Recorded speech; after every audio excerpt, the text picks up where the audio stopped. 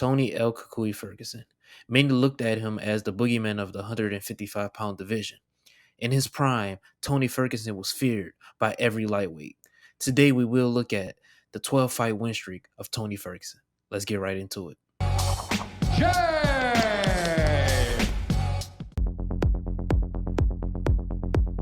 Okay, so after falling short against Michael Johnson by unanimous decision, Tony Ferguson decided to take a whole year off, and then he came back against fellow Ultimate Fighter competitor Mike Rio. He made quick work of Mike by getting him with his most patented choke, which he is known for today, the Darce choke. He got Mike out of there in the first round, and this was the start of the famous 12-fight win streak. I'm sorry if I'm about to butcher this guy's name, but I can't pronounce it. I'm gonna call him Kikuno. Kikuno was Tony Ferguson's next opponent. He is a Japanese karate martial artist, but Tony, like Tony does, he went out there and KO'd him flush first round. This was Tony's second win on the 12-fight win streak. This was at UFC 173 in Las Vegas. I believe this headline was hitting around TJ Dillashaw. So Tony Ferguson, now he's making a name for himself with this fight win streak.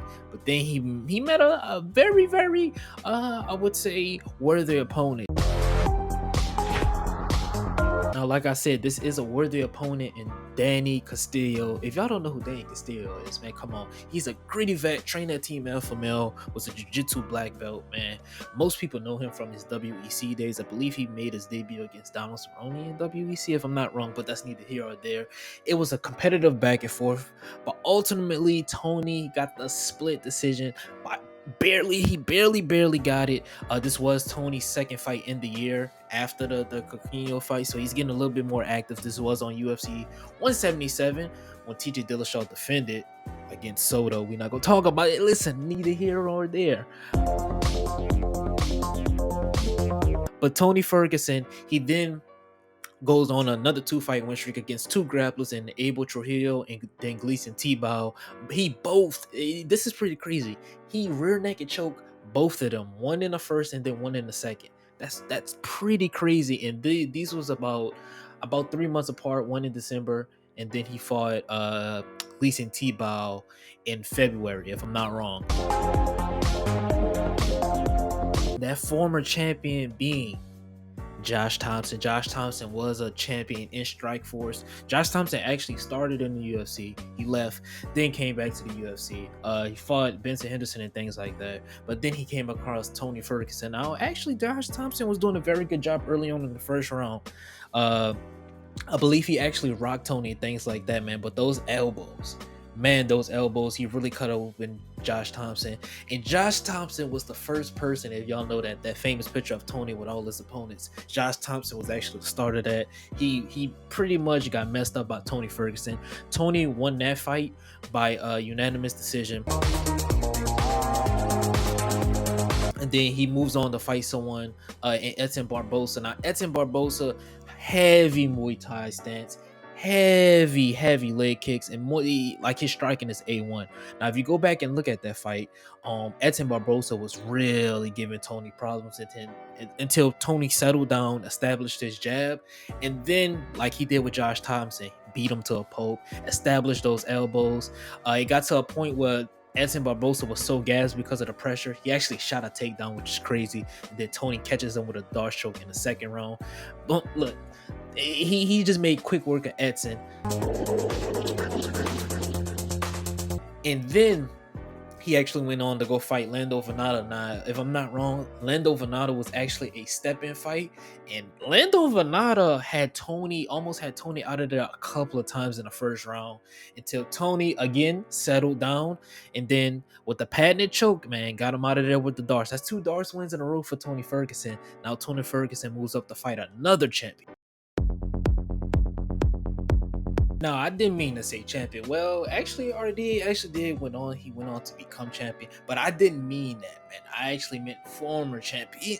Same thing, tomato. But RDA, Tony, after the Lando Vannata fight, fought RDA. I believe he fought RDA on the Ultimate Fighter finale. That was the main event.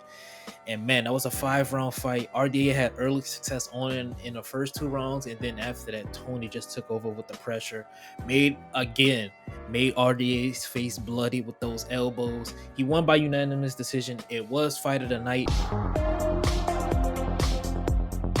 But then he took a bit even bigger step up in competition and fought his former teammate, Kevin Lee. Now, Kevin Lee, right? He went into this fight with a staph infection. If y'all don't know, staph infection severely hurts your cardio and things like that. But Kevin Lee was doing a damn good job in the first 2 rounds. He actually took Tony down, was controlling him, but at the same time, he was taking a lot of elbows. He took a lot of teep kicks to the body, and then he ultimately got caught in Tony's guard. Tony threw up a triangle, got him out of there, and this was actually for the interim lightweight championship. Now later on, Tony did get stripped because I believe he tripped over a cable wire, tore up his knee, so they stripped him. But then a year later, Tony comes back and he fights, premier striker, Showtime kick Anthony Pettis, man. And that's what an infamous picture of Tony where he's bouncing up and down with the fang mouth guards. And Tony actually was beating Anthony Pettis up the second round. Now the first round it was kind of close back and forth, but then I believe Anthony Pettis broke his arm. Tony was just like putting it on him. Anthony Pettis broke his arm. He couldn't continue, so the corner had to stop it. And then last but not least, man, against Donald Cerrone. Now, if I'm not wrong, Donald Cerrone was ranked in the top 5 during this time. This one, Dad Cerrone went on his damn streak. But Tony was showing a little bit too much respect to Donald. He was a little bit too patient. And then that second round he came out, looked like classic Tony. Really used that jab. And then, it's the infamous picture of Donald Cerrone with his eye blown up. Now, his eye was starting to swell.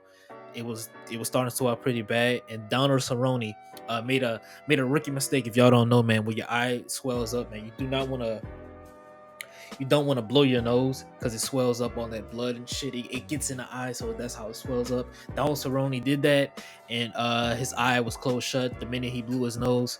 And then the doctors, they had to stop it. Eye closed shut, couldn't see out of the eye at all. And then that's pretty much, the end of Tony Ferguson's win streak, man. He got that doctor stoppage against Donald Cerrone. And then, as y'all know, he was supposed to fight Khabib after Cerrone. Khabib drops out. He fights Gaethje. I wouldn't say it was a TKO because he got caught standing up. Then he lost to Charles by decision, Benil. And then now the infamous Michael Chandler KO. So, man, Tony's win streak, this is a damn good win streak. A lot of former champions, a lot of tough competitors, a lot of great contenders. I would say this is probably one of the biggest disgraces that UFC has ever done. For a guy to have a 12-fight win streak and not get one shot at the champion is pretty damn crazy.